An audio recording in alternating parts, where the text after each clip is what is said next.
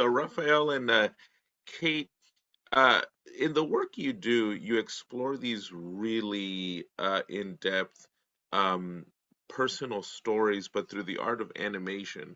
What is it about animation that, I don't know, makes it easier and in a way more fun for us to take in all these questions that we sometimes ask ourselves late at night when we when we can't go to sleep? You know, how what is it about that format?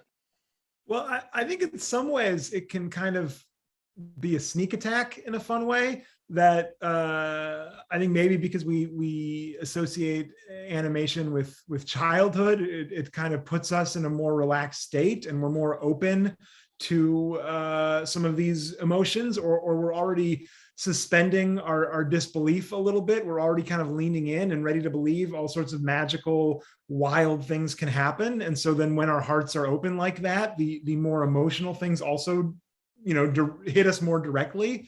um I think those are some of the reasons that animation can do that. I also think that sometimes comedy can do that as well, that it puts us in a different mindset.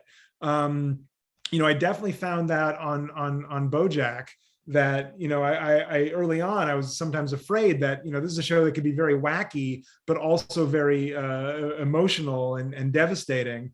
Would those two things work together? And what I found with the audience response is that, in fact, yes, and that the farther I went in one direction, the farther I could go in the other direction.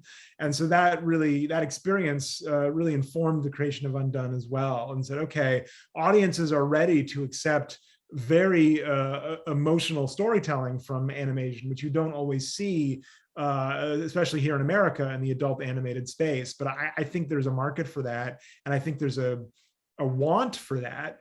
And so we really leaned into that with Undone, and we allowed the show to become more emotional and more honest,